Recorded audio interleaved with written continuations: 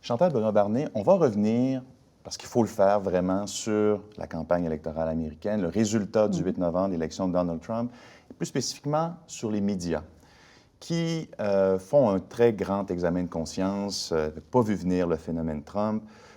C'était beaucoup opposé aussi, si on pense aux grands journaux, aux grandes organisations de presse, comme le New York Times. Je pense qu'il y a un décompte, il y a sur les 200 plus grandes organisations de presse, la quasi-totalité, dans leur page éditoriale, ont appuyé Hillary Clinton et répudié Donald Trump. En même temps, on dit que les médias ont joué un très grand rôle dans la popularité, dans la divulgation du message de Donald Trump. Il n'y a pas un paradoxe ici, là, d'être contre quelqu'un et en même temps avoir nourri sa candidature? Absolument, c'est un paradoxe apparent. Pour le déconstruire, je pense qu'il faut se mettre à réfléchir à la communication électorale, donc en campagne électorale, un peu différemment. On a tendance à penser cette communication-là comme étant affaire de persuasion. Okay? Dans cette perspective-là, le candidat, les acteurs politiques, mais le candidat en particulier, doit convaincre l'électorat de sa candidature, qu'il est présidentiable, que son programme est fort et bon, et ses supporters font de même, participent à cet exercice de persuasion, alors que ses opposants, eux, comme l'ont fait en fait ces éditorialistes dont vous parlez, vont soumettre toutes les bonnes raisons, les justifications, les arguments qui font que la candidature doit être rejetée. Okay? On se rend bien compte que ça n'explique pas ce qui s'est passé. On se rend bien compte qu'il y a une autre façon aussi de réfléchir la communication politique, dès lors que aussi on conçoit qu'il s'agit d'une mise en relation. La communication, c'est une mise en relation. Elle peut passer par la persuasion, mais pas strictement. Elle est aussi de forme narrative. Et on a vu ça à l'œuvre, je pense, très clairement dans la campagne. C'est-à-dire qu'on a des acteurs qui se projettent ensemble dans un récit crédible.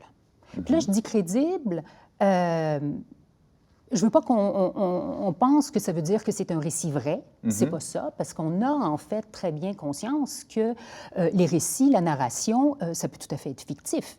Et ça n'enlève pas la valeur au récit, le fait que ce récit soit fictif. Donc, il y a un rapport à la réalité qui est quand même très, très différent. Il faut que ce soit perçu comme crédible. Il faut qu'il soit vraisemblable, que aussi les rôles qu'on m'assigne et les personnages donc, qui prennent scène et posent des actes soient crédibles, vraisemblables. Alors, les médias ont très certainement participé à caractériser le personnage Trump et à se caractériser eux-mêmes. C'est ça qui est fascinant parce que, en fait, en étant si largement contre la candidature de Trump, ils ont très certainement nourri cette idée qu'on assiste à un biais systématique. On a un establishment qui est, entre autres, médiatique, dans les grandes villes, qui n'ont pas voté Trump. Donc, les médias participent de cet establishment. Donc, ils ont contribué par leur argumentaire, finalement, à se caractériser de la manière dont Trump et d'autres avant lui les caractérisent depuis longtemps. Donc, c'est assez fascinant de voir ça. Donc, finalement, l'opposition est ce qui a nourri. Cette forme de rejet rentrait parfaitement dans le narratif, dans le discours Trump, et donc dans un contexte, puisqu'il faut le dire, dans un contexte américain, politique, extrêmement polarisé, où les républicains détestent les démocrates et vice-versa, pour la plupart. Ça nourrit ça. Donc. Très propice à la forme narrative aussi, parce qu'on a des protagonistes, on a des antagonistes très clairs, que l'on caractérise et même qu'on démonise, malheureusement. On tombe là-dedans. Plus que jamais dans cette campagne. Plus que jamais. C'était déjà là, mais là, franchement... Donc, on avait l'histoire, en fait, on avait l'histoire d'un candidat hors norme. Il nous l'a montré de tellement de manières, la couverture de toutes ces controverses, de ces formules chocs, de ces choses qui ne se disent pas, eh bien, il les a dites. Il nous montre par là qu'il est anti-establishment, qu'il n'est pas, en fait, fermé et complètement, ses supporters diront corrompu, et donc qu'il dit encore ce qu'il pense. Donc, on a vraiment là une caractérisation qui a été assez efficace, je pense. Et là, on a parlé du positionnement éditorial des journaux, mais dans les salles de rédaction, qui travaille de façon neutre, qui couvre les événements, rapporte les faits. Il y a quand même eu l'échec de voir le phénomène Trump monter, bien qu'ils y aient participé sans le vouloir. Pendant la campagne, pendant les primaires d'abord, ça a surpris tout le monde que Trump obtienne l'investiture républicaine. Et ensuite, son élection, qu'il soit finalement élu jusqu'à quelques heures avant la divulgation des résultats. Les gens étaient sidérés, ne comprenaient pas ce qui s'était passé vraiment. Et là, pour revenir sur cet examen de conscience-là que les organisations de presse doivent faire, est-ce qu'on ne peut pas montrer les limites ou le problème qui vient du fait d'être dans une salle de rédaction qu'on suspecte ou qu'on peut... Enfin, il y a plusieurs façons de le démontrer, il y a plusieurs indices de ça. Des gens éduqués qui sont dans les grandes villes, peut-être un préjugé favorable démocrate, ou certainement pas un préjugé favorable pour un candidat à la Trump dont la base électorale est souvent essentiellement des cols bleus, des gens moins éduqués dans d'autres régions des États-Unis. Est-ce que ça n'appelle pas la nécessité d'avoir des salles de rédaction plus diversifiées, plus proches peut-être, ou du moins des salles, des journalistes qui vont plus sur le terrain pour voir ça? Ça appelle à plein de choses. Qu'on brise deux bulles sociologiques, autrement dit. Ça appelle à plein de choses, je pense. Comment ça se fait qu'on n'a rien vu? Hein? C'est ce qu'on se demande tous depuis une semaine. Alors, moi, il y a plusieurs choses qui sont sur mon radar. Plein de choses ont été dites, puis je pense qu'il faut se le dire, il n'y a pas de cause unique et il faut vraiment insister là-dessus. Et il y a une chose, la primauté du sondage. On en a beaucoup parlé, hein, du sondage. Mais ce que ça veut dire aussi, c'est cette idée qu'il faut, en fait, absolument tenir, en fait, à ce terrain, tenir à cette volonté d'aller voir ce qui se passe un peu partout. Hein.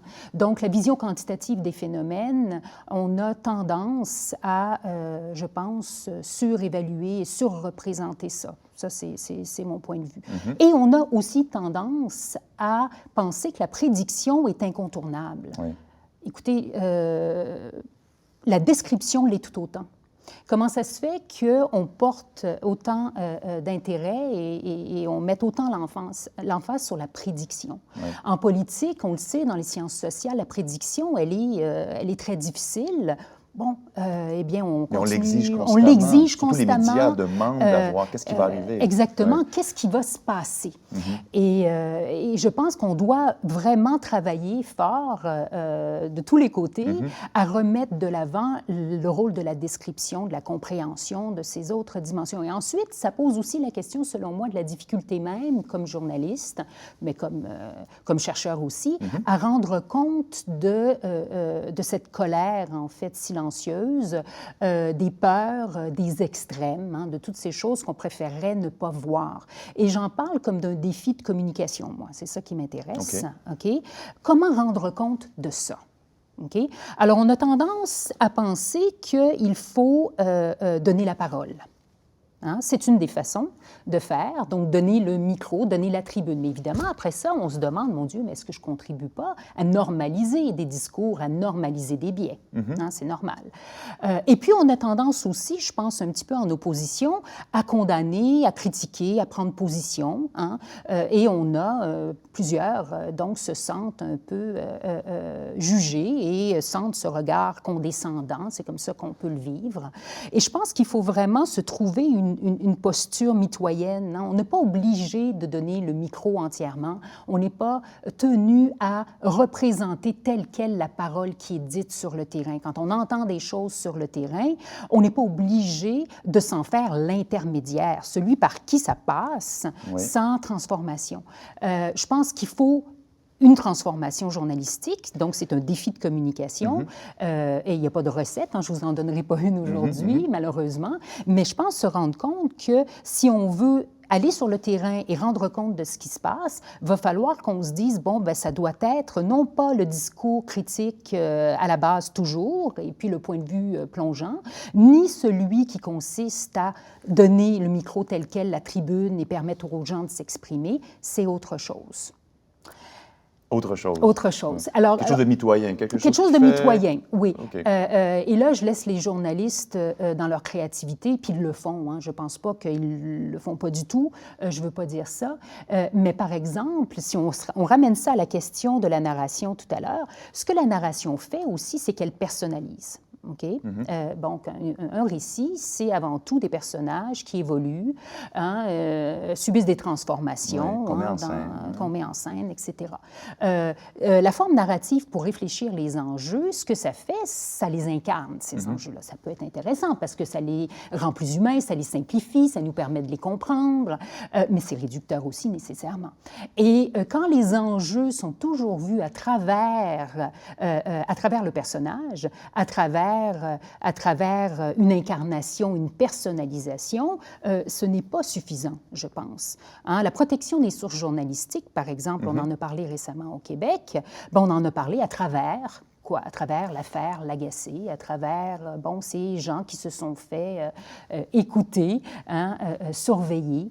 Donc, il faut aussi qu'on trouve une façon de parler des enjeux qui soit complémentaire à tout ça, parce que les formes narratives, les formes argumentatives, elles coexistent, elles doivent coexister, c'est normal. Je pense qu'il faut s'en rendre compte. Déjà, ne pas faire comme si, alors que la narration est omniprésente, finalement, on réfléchit toujours selon une perspective plus persuasive. Et puis, il faut être capable d'en parler. Le fait que les formes narratives, elles sont à l'œuvre, comment, pourquoi, c'est quoi les récits qui sont constitués, c'est quoi les raccourcis que ces récits-là permettent de faire. Il faut se développer une capacité à parler de ces processus-là. Et là, je vais résister à la tentation de vous demander, en tant que journaliste, de faire une prédiction sur ce qui arrivera. On va s'en tenir à cette analyse-là. Okay. Chantal Bonhomme-Barnier, merci beaucoup.